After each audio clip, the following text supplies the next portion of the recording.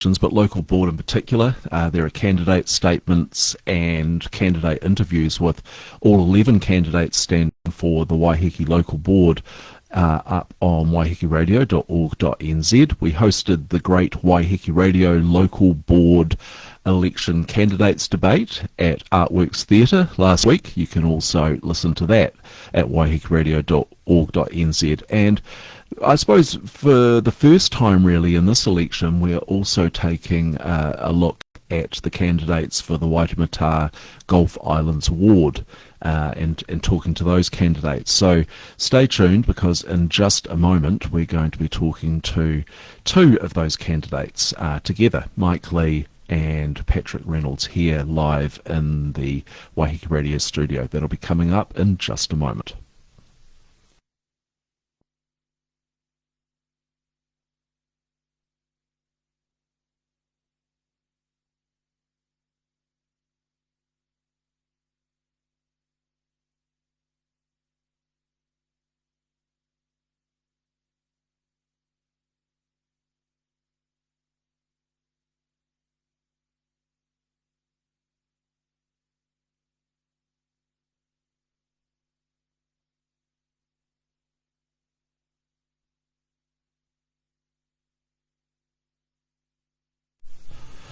Well, welcome this morning to Mike Lee and Patrick Reynolds, two candidates running for the Waitematā Gulf Islands Ward in the 2025 Auckland Council elections. Kia ora to you both. Kia ora. Kia ora. So it's nice to have you both here. We are pretty unashamedly focused on Waiheke Island in our election coverage. You've got a good kind of voter base here, and we've got a fairly unique social and geographic situation, and obviously a lot of issues that people here are really concerned about there. And so that's what we're going to focus on this morning. We should have tossed a coin, but we'll go alphabetically. I sent you both a question kind of to get us started this morning, which was, if you think about Waiheke Island and your role as a councillor, if elected, what would you see as the priority issue that you need to address for the island, and what would you do about it? So we'll start with you, Mike. Thank you, Chris. And first of all, thank you for the wonderful work Waiheke Radio does with the Waiheke community, and also, might I add, your partnership with NZART 19, the Waiheke Amateur Radio Club, which has very important possibilities and a role in civil emergencies, so thank you for that. My priority for Waiheke is to keep Waiheke, the wonderful aspects of Waiheke, unique aspects of Waiheke that brought me to this place when I was in my 20s, and it's been my home since 1979, and those special qualities are under pressure, arguably under threat from the city across the water, and in particular government and council plans to increase the population of Auckland, possibly up to 7 million people, arguably, according to some reports, even potentially 9. But regardless of that and how seriously you take that, Waiheke will be under increasing pressure for urbanisation, or rather suburbanisation, and that will be achieved if the powers that be can impose reticulation on Waiheke Island. So what protects the uniqueness of Waiheke, its bush and beach environment, its village culture, is it having sustainable on-property wastewater and rainwater tanks. And so if we can keep that, we can hold off suburbanisation and hold on to our Waiheke Island, a special island way of life.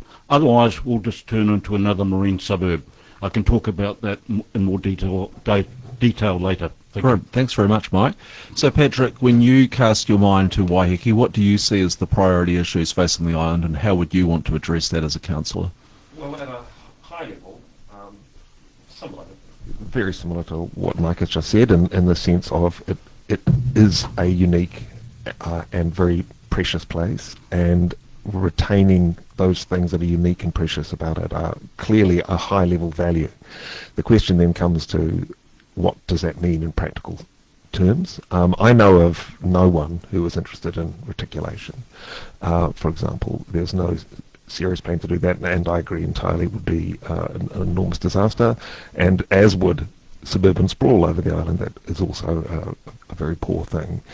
However, in fact, I think that the island would benefit enormously from even less, in a sense, connection or dependency on the rest of the city, and this is specifically through electricity. If electricity could be more like the way that wastewater is handled, in other words, entirely done within the island, so distributed solar and battery more rather than another cable from Vector, which is a real plan and does need to be head off. But my number one absolute priority is to fix the ferry. This is an ongoing injustice. It's unfair that this is the only route that is not subsidised and within the normalised ferry system. It is also an enormous inefficiency. It creates all sorts of distortions, and one of them is that it helps, or rather it incentivises an ageing population over here and an ageing visiting crew. Now, this is not a bad group, right? This is through the gold card situation. The people who can most afford to come here often, or to travel often, are over 65, and that's a sort of strange distortion. They're a very welcome group, of course, but they shouldn't be the only ones that can come and partake in this economy. And I've done quite a lot of work already on how we can sort that, get that ferry price normalised. So an adult single fare around $20 or below would be the target. This would also make for the ferry system as a whole needs to run together instead of have this one anomaly. The Devonport ferry used to run on this system, and it has been normalised, and then all energy stopped about fixing this big one, which is the biggest route in the whole of the Waiheke Gulf, and that will be my number one plan. And I think it's the biggest fix especially for residents. Okay, so let's pick up on that ferry issue, and because both of you, I think, have addressed the need to address ferry fares, but you've proposed quite different ways of addressing that. So, Mike, you have kind of talked about the need for encouraging and providing for the infrastructure that will allow competition as a way of addressing ferry needs, haven't you? I have, and the idea of state or government intervention has been talked up, usually at election time, for years now, but nothing has been delivered. I've attended umpteen meetings, public meetings, again, at the time of local government elections or even national elections about this issue, and nothing happens. The best thing we can do at this particular stage, and I don't think we should be targeting older people. Older people have always been well represented on Waiheke going back for decades, and there are reasons for that, but leaving that aside, what we can do is change Auckland Transport's policy, and therefore the council policy, of encouraging, if you like, even unconsciously, monopoly practice on this run. We have to support the competition, which I think is, in terms of failure of successive governments to do anything about it, encourage the competition to keep downward pressure on the price, to keep, if you like, fullers honest. That's the most practical thing we can do in the short term until we have a completely different culture in the way that the government and the council responds to private operated transport companies. And Patrick, it sounds like you favour pushing now to bring that operation within the public sphere, either through Auckland Transport or council ownership. Absolutely. I mean, Mike has just made an excellent case for fresh leadership on this. He has achieved nothing in 30 years on this issue. And going and asking government to fix something is generally a losing wicket. So this is a situation that is within council's remit. We can fix this. There is competition at the moment. There are two companies running, and they are always going to. They're never going to be incentivized to get into a price war. A commercial solution will always mean that there's a big fat margin being pulled out to the owners of the operators. Why shouldn't this route be subsidised like every other ferry route, like every train route, like every bus route? Subsidies are good. They are there for a reason. They unlock economic value. So I think the solution is much more simple, and then asking and begging and wishing and hoping, which we've been doing for 30 years, and it's time for a change. Can I respond to that? Because I've heard that at every election and nothing has been done. I've heard members of Parliament and ministers promising this and not doing it. What I'm saying, it would be ideal to have reduced fares on Waiheke Island, on the Waiheke Island ferry run. However, the best thing we can do in the meanwhile is to ensure that the competition gets a fair go, and they're not getting a fair go now, and that has to change. So some differing views there. Let's look at housing. Now, both of you talked earlier about your view that we should, that we don't want reticulation, and obviously that has an impact on density of housing on the island. We do have a housing crisis, I think probably, we'd all acknowledge, particularly for people working on the island and lower paid people.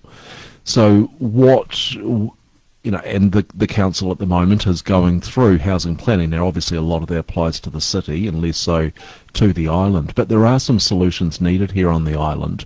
So, Patrick, I might start with you on this one. Just, what would you see as a way forward to ensure sustainable and affordable housing here on Waiheke?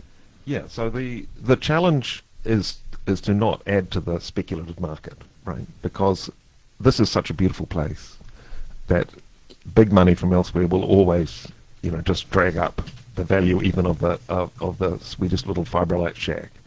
So the answer needs to be a community-led system, and I mean there are very good people on this island, like Damien Sycamore and the Community Housing Trust that are offering solutions.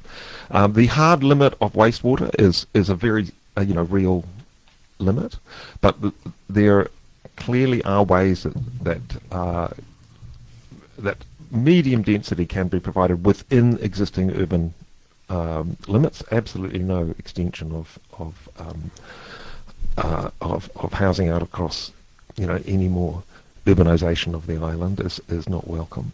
But there's a real need to provide housing for people who live and work here, especially, and who to keep the tourism industry going if that's required.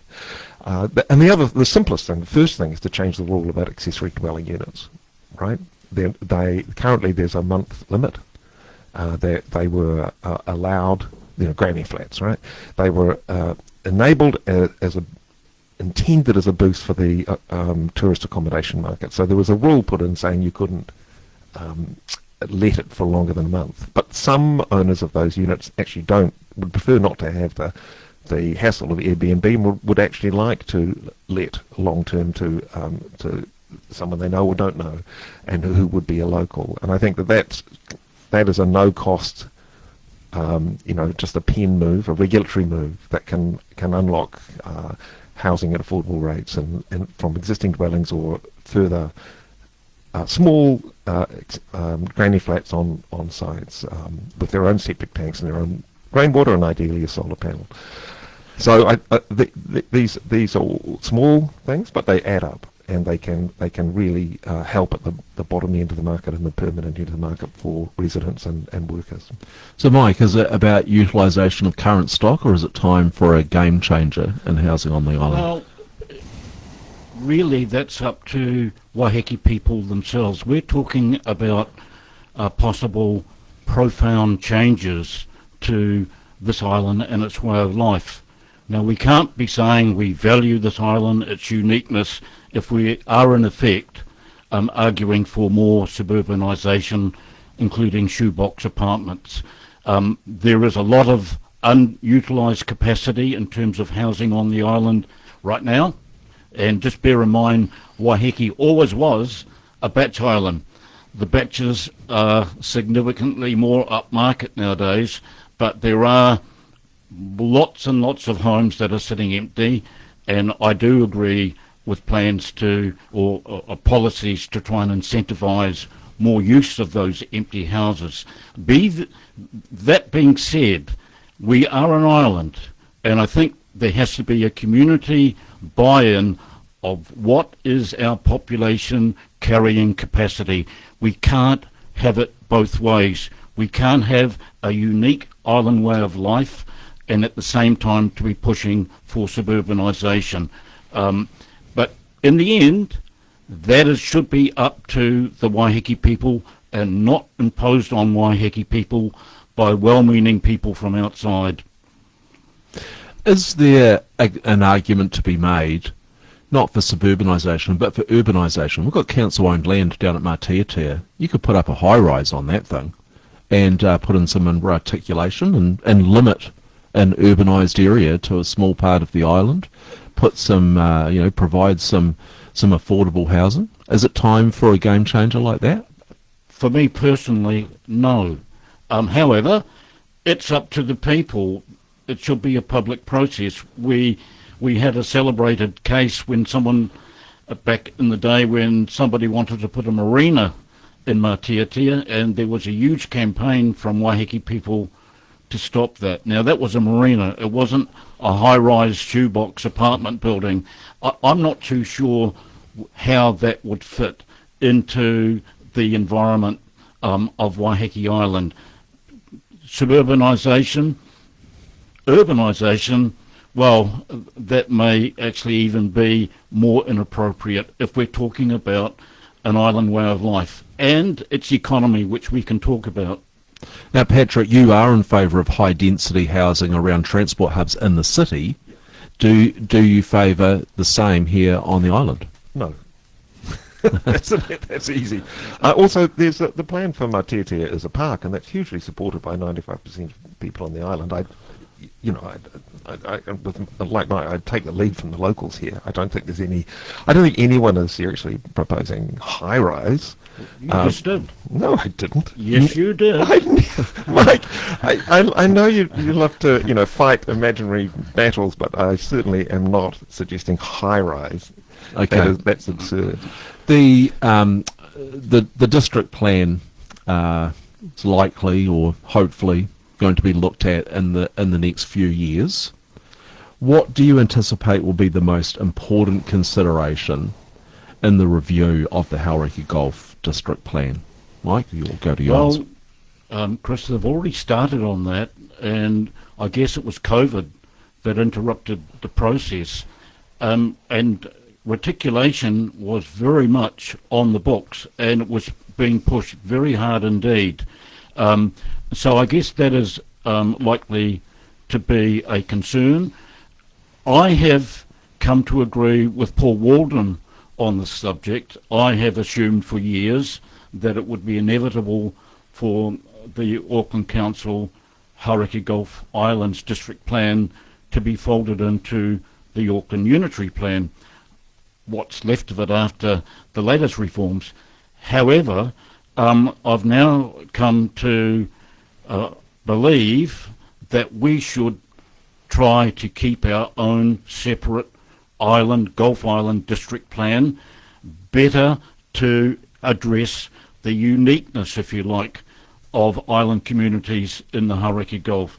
So I will be arguing that we keep our own separate district plan, if you like, as a talisman of our unique island way of life.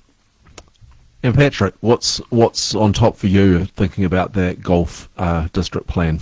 Yeah, well, I agree heartily. This is an extremely special place, and it has its own pressures and its own opportunities, and it isn't unlike anywhere else. However, there is one little emblematic. There's one example. Waiheke is wonderfully separate, but there's a place that's even more remarkably separate, and that's Aotea Great Barrier. And there's a really good sort of example there. Some people say it's like Waiheke 60 years ago or whatever. I think the way going to visit the kura at Okiwi, for example, and seeing their solar array and their batteries, the entire thing running by itself for water, wastewater, and all its energy is a fabulous example of the future, and which in fact should be across all communities in New Zealand. But obviously, there's a really big need to do so there because there is no possibility of the grid. But I would love to see Waiheke lean into that. It is independence and freedom, and abundant sunshine here. You're already used to doing it with water. That's the kind of image of the future I see, and could well be in the district plan, that kind of aim. So would you see that going as far as, say, mandating the solar on new builds? Well, I'd like to see that nationwide, but that's beyond the reach of council. But more in the sense of supporting community solar and battery. We know that one community battery can do amazing work in terms of dealing with outages and security of supply. Vector are talking about needing to do another cable, which could cost up to 45 million. That'll be on your power bill. This could be head off at the pass. There's very exciting ways that the islands and the Gulf can preserve what's wonderful and separate and apart, while actually updating through technology and new systems. And so long as we keep various values absolutely forefront, for example, tourism must give more than it takes, right? So the economy, so that enormous employer and source of income can be a real benefit for more, rather than just a resource sapping and a burden on the whole environment and society of the island. And we'll come to kind of tourism and destination plan in a moment, but Mike, that idea of kind of energy resilience, obviously we've got our own kind of three waters system here in each household, but do you think we should be heading towards energy resilience as well? Is that something that council should be dipping its toe into, or is that something for individual property owners? I think if the government was serious about its commitments in terms of reducing emissions, and we are actually, because of I think largely to do with our privatised electricity and gas system, we're facing a shortage crisis, evidently. But I think the government should be encouraging solar power and alternative energy uses on Waiheke Island, even if you like as some sort of a pilot. I'm meeting with some folks who are very keen about this idea on the island, and they have their own proposal, which I won't talk too much about, but it's actually community-based along the lines that Patrick has mentioned and yourself. So I think it's a very good idea. All of this comes down to affordability, of course, and the rising costs of rates for people on Waiheke. So ideally it should come from the central government. Sticking with the plan at the moment, an area of plan change that some Waiheke Islanders have been trying to get progress on, and they seem to have been kind of banging their head against the brick wall, was the dark skies proposal. They just kind of can't get the traction needed to really kind of get that established well on the island. Is that something that you would want to be progressing in council, Mike?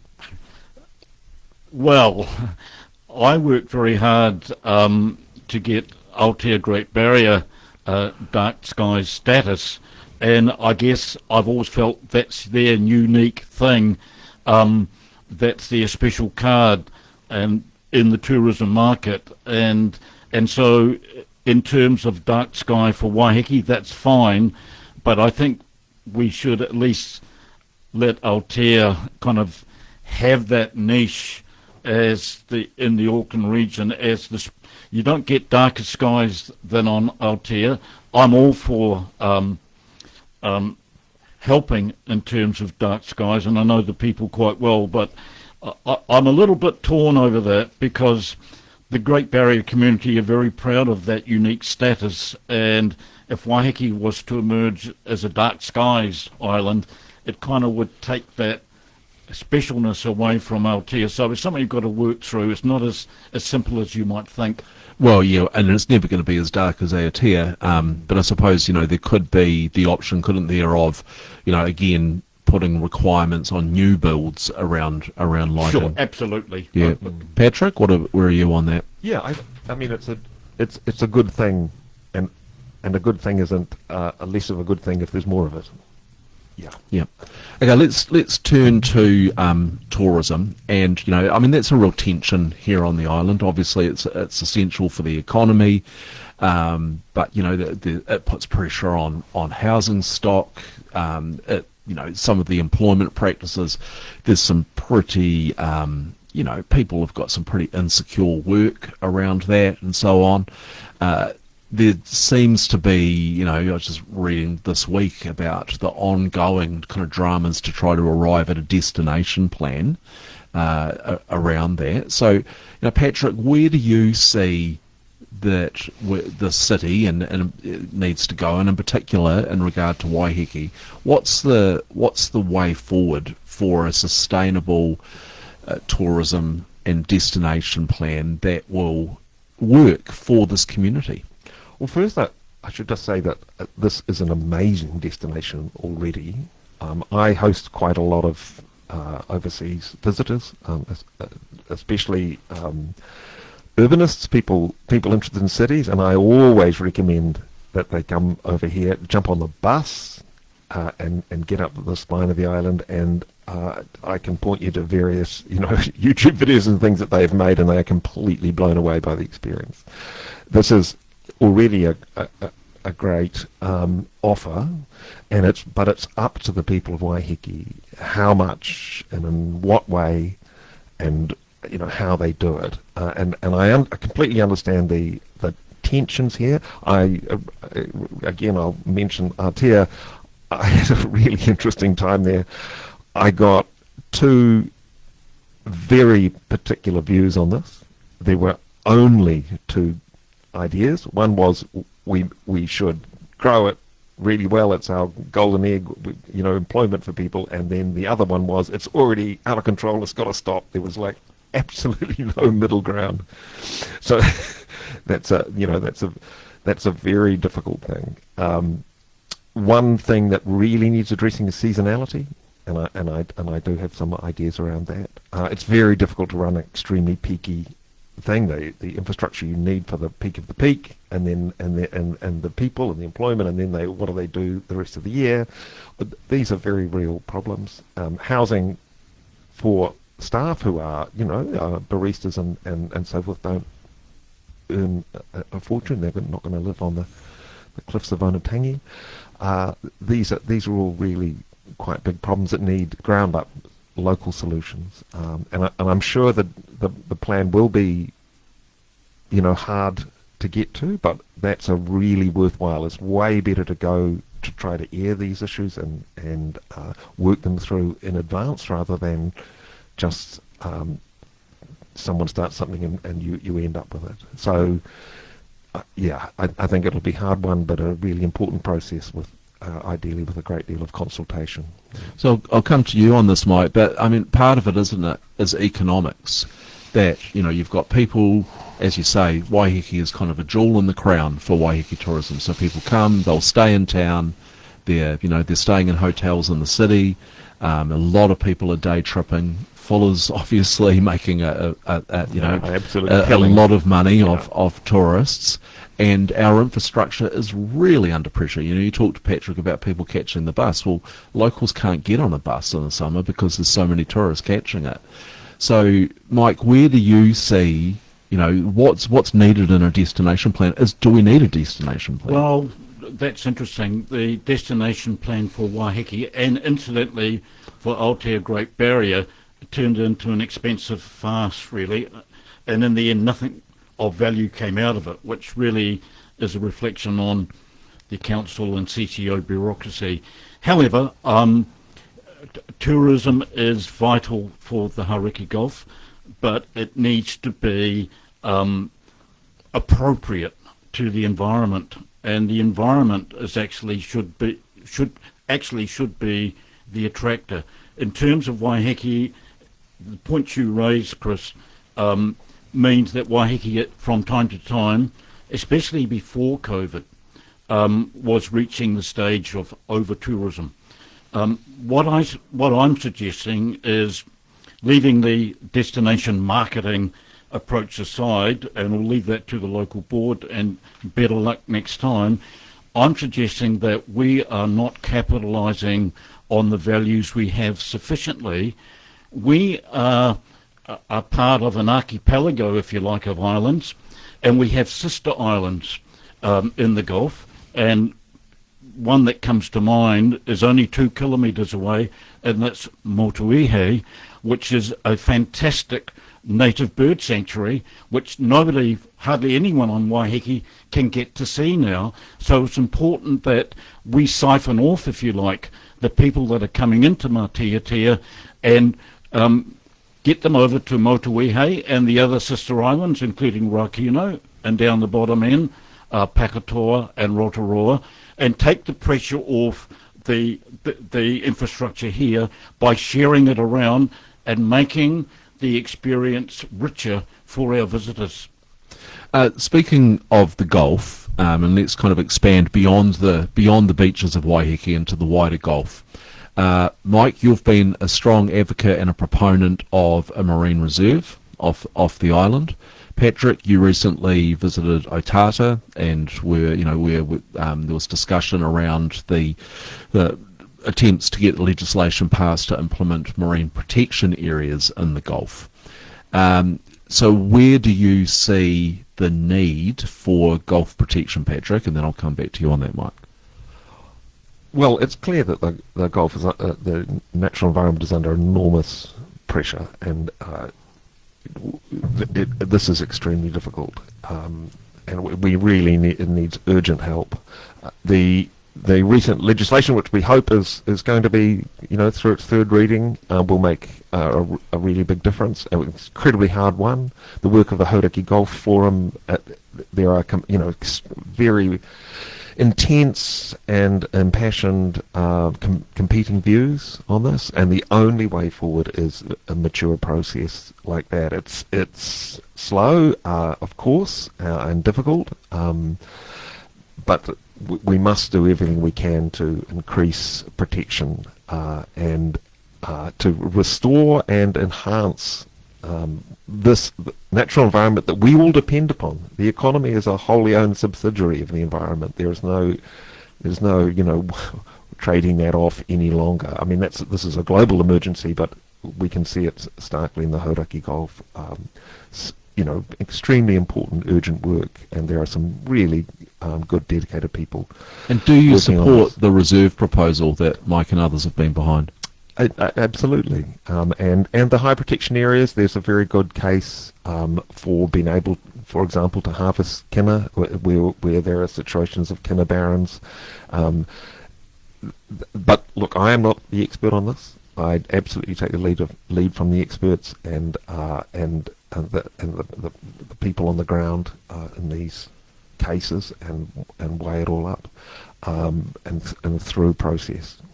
And Mike, there has been, I suppose, some commentary on a reserve proposal, where people have said, look, that's an older model, and what we need now is, these high protection areas instead. Well, are the high protection areas really high protection? The Minister has opened up 2 of them for commercial exploitation. Because of special interest lobbying, and once you create that precedent, there's nothing to stop that pressure continuing, and certainly it will. In terms of customary fishing, all the high protection areas enable customary Maori fishing, and I'm fully supportive of reserves set aside for Maori customary fishing. But given the Minister has just quietly taken off the biodiversity requirements and biodiversity reporting for these high protection areas when it comes to customary fishing, it really raises a question whether these areas are actually that high in terms of protection. There is no substitute for no-take marine reserves, just as there is no substitute for no-take terrestrial reserves and national parks if you're really concerned about protecting nature and protecting marine ecosystems. So by all means, let's be honest about the terminology. The high protection areas are protected somewhat, but they are not really high protection areas. And the same with seafloor protection areas. You can still exploit. You can do a crayfish potting and all sorts of exploitive activities in the seafloor protection areas. So I think the New Zealand government is actually trying to spin the amount of protection it is doing. New Zealand was once a leader in the field of marine protection, and it's fallen well behind the international norm, particularly given the size of our exclusive economic zone. It's a pretty shameful record so far, and this bill will address some aspects of that, particularly the expansion of the Cape Rodney to Okakari Point Marine Reserve, otherwise known as Lee or Goat Island. That's a good aspect in this new legislation. It's the same with Cathedral Cove, Whanganui-a-Hei. But all the rest of it is somewhat questionable in my opinion, if you're really wanting to focus on protecting marine ecosystems and all the biota that depend on that.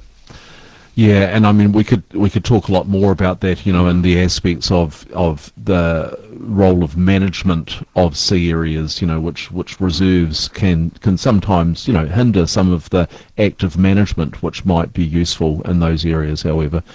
But let's carry on, because I say we could talk about that for a long time. Now, you're both standing for the Waitematā Gulf Islands, and we're focused on Waiheke in particular. But there is essentially a highway from Matiatia to downtown Auckland, and then a lot of Waiheke Islanders, of necessity, use that path and disembark in the city to go about work or whatever they're doing.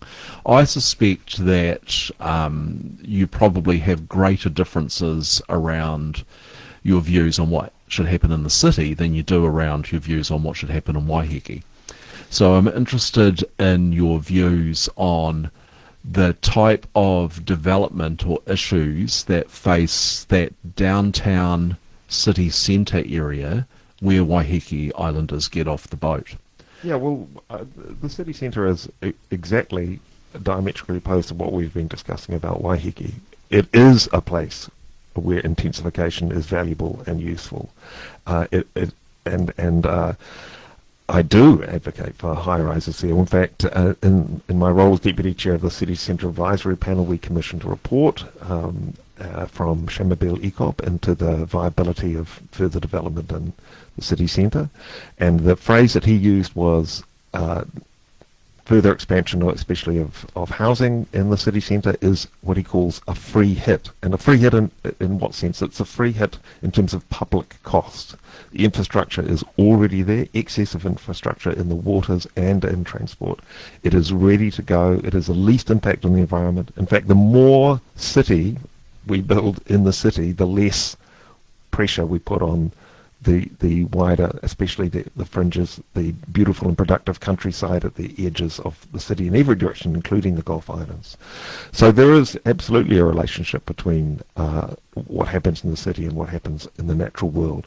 And now, again, because of technology changes, we can live really lightly in the city centre with much less impact on the environment. And that is a great way forward, both environmentally but especially economically, because this is the most productive place in the country with the highest productivity.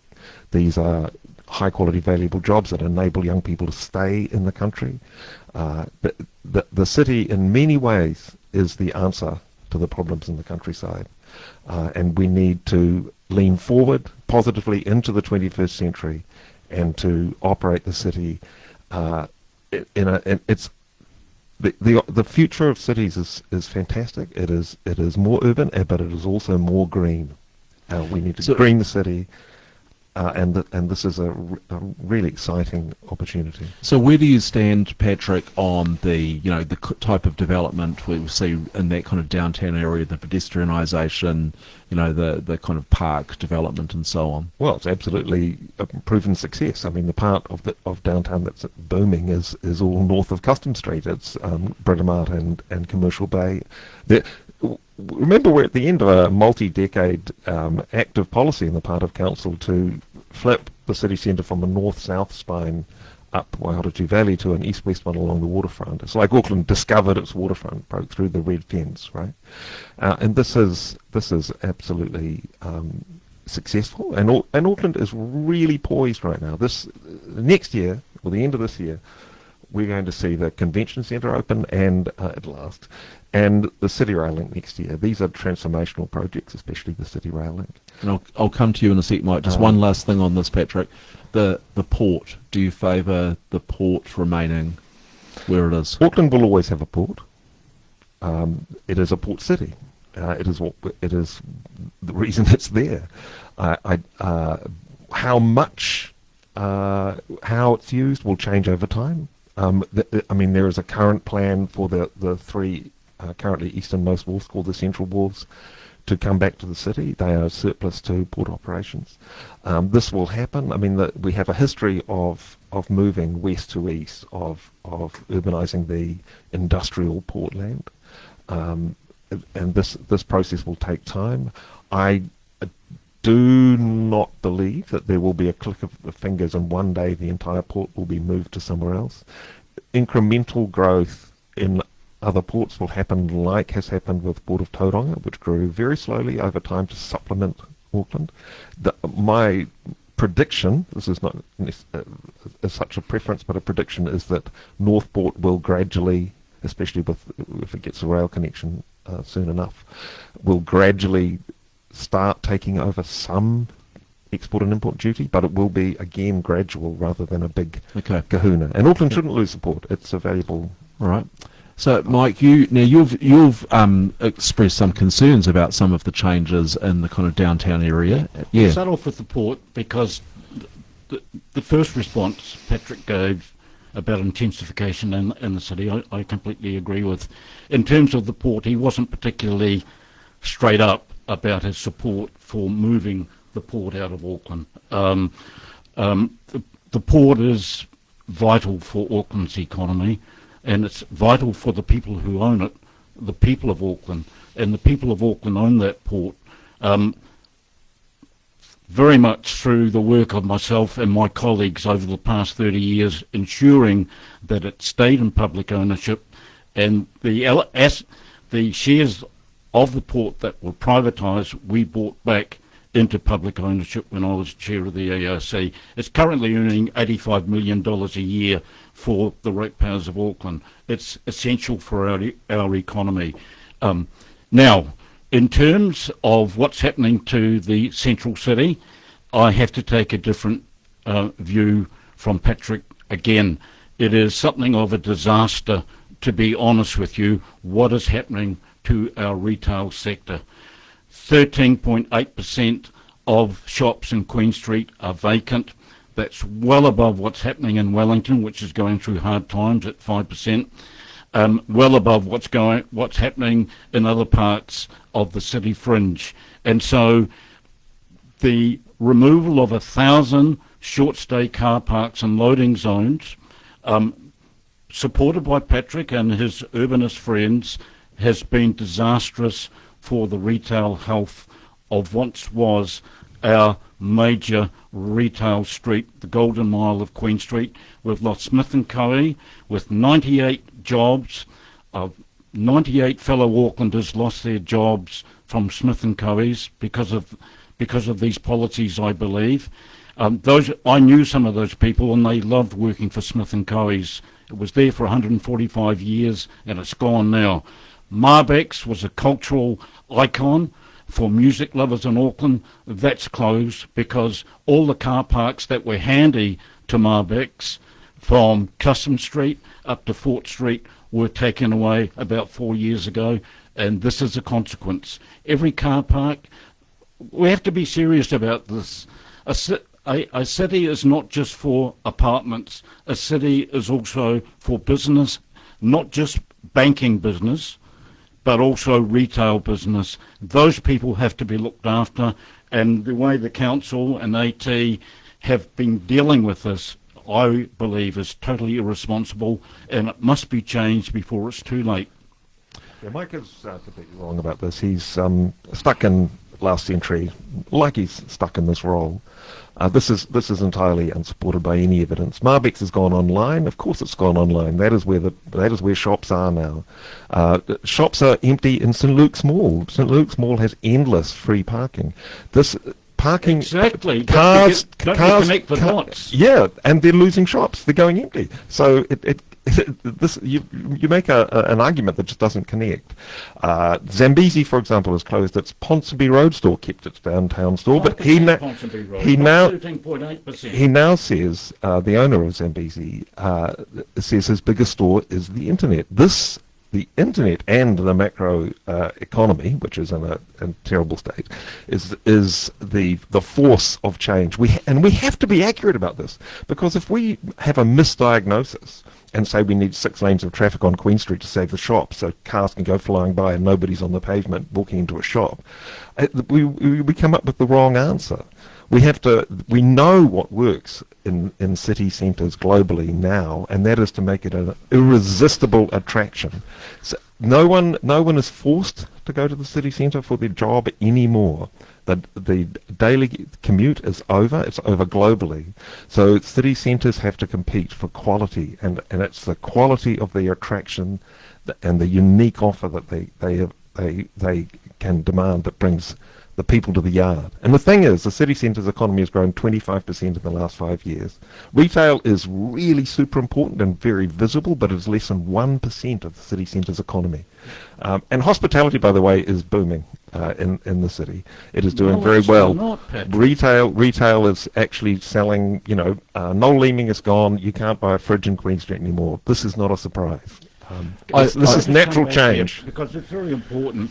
If Patrick is setting out a scenario where cities evolve away from retail, he should go and have a look at Australian cities like Melbourne and Brisbane in particular, and Sydney. Here is the situation. Let me have a go here, please. Here is a situation where Queen Street hasn't evolved into 13.8% vacancies and a loss of a whole lot of jobs. What has happened in Queen Street is punitive intervention chaired on by people like Patrick, whereby 133,000 Aucklanders have been fined for attempting to drive down Queen Street. They didn't know about it because the signs are not particularly legible, and they've been hit with fines of $20 million.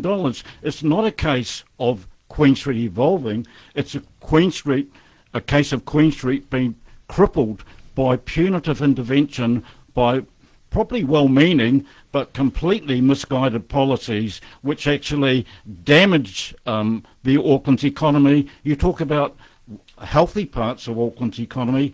They're the Aussie banks by and large, and they're doing very well indeed, thank you, but the profits go to Australia. Those businesses in Queen Street employ people, and they need to be, okay, I'm not arguing for protection, I'm arguing for the council to stop punishing them and their customers. So, I mean, we could, again, this is a topic we could talk about a lot, and I do wonder whether the issue is not so much the mode of transport, but actually rates and rent, which means that rather than small locally owned businesses, we have Versace and Gucci. Can you imagine, Chris, if Patrick's urbanist policies were imposed on Oniroa, what would happen to our shopping strip there?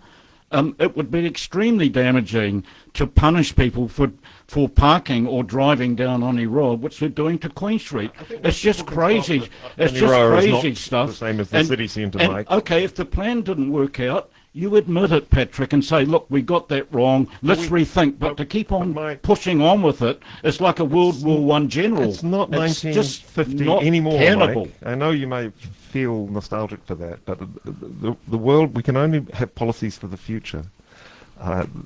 Three car parks outside It's Smith up and to Coe's people, on Queen Patrick. Street will not. We Yeah, live in a democracy. You We shouldn't be do. imposing things on people. I'm not There's a- a difference between yourself and me. So there's just I'm talking with Mike Lee and Patrick Reynolds. Yeah, I'm talking with Mike Lee and Patrick Reynolds.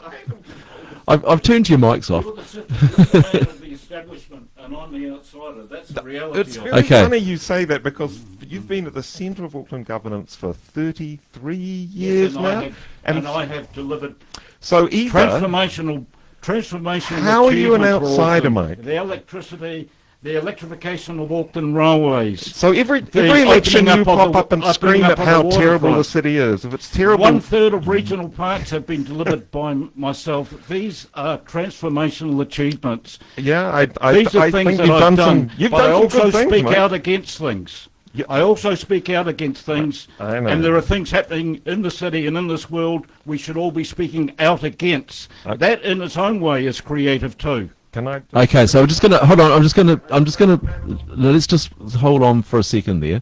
So I'm talking with Mike Lee and Patrick Reynolds, the candidates for Waitematā and Gulf Islands, and as I predicted, you have a much more heightened disagreement over the city than perhaps Waiheke, and we've heard that there. You've both been very kind of generous with your time for our listeners, and I want to kind of bring this to an end, but also kind of bring it back to Waiheke, because the people listening to this are the voters on Waiheke. Now, I was racking my brains trying to find it, and I couldn't find it, so I may be misremembering this, but I recall seeing a breakdown of voter numbers in the last election where the votes for councillors were broken down by local board area. And essentially, if my recollection of that is correct, Mike, you won the Waitematā Gulf Islands ward seat on Waiheke votes. The Waiheke votes were very heavily in your favour, whereas in the city board area, it went the other way. Now I may be misremembering that, but it's in my head that I saw that.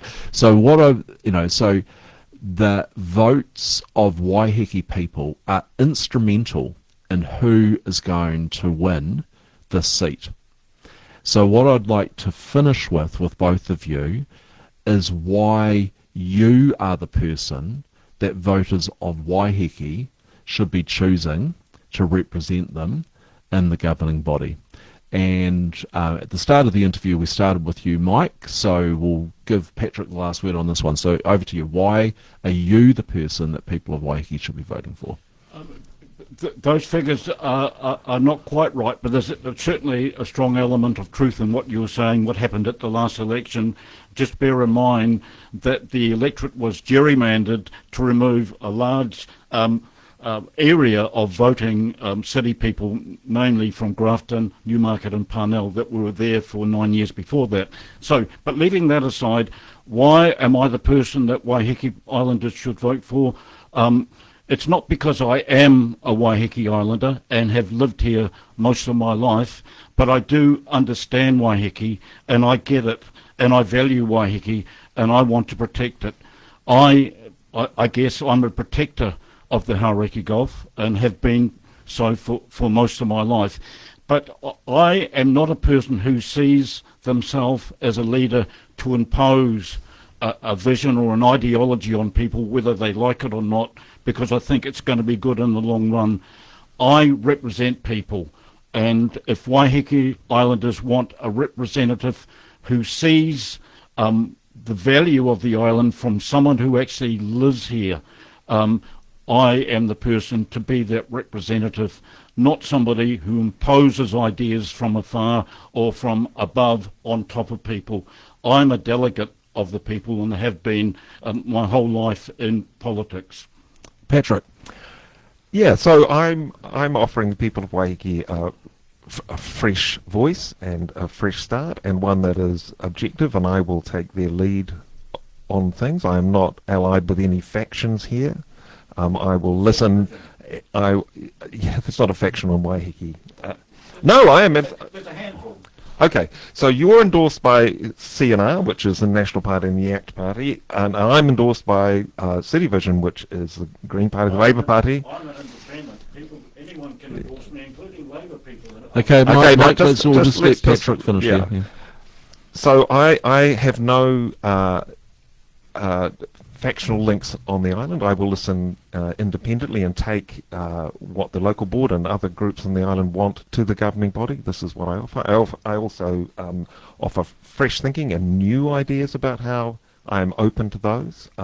My interests and achievements are not in the past. I am forward-looking, and if people want to try some new ideas about how to fix pernicious and ongoing problems here, I'm extremely open to those. That's my offer to the voters of Waiheke. Look, I want to thank both of you for being here today, and both of you for standing. You know, I mean, our community requires people to put their hand up. Should also point out, of course, that Mike and Patrick aren't the only people standing for the Waitematā Gulf Islands board.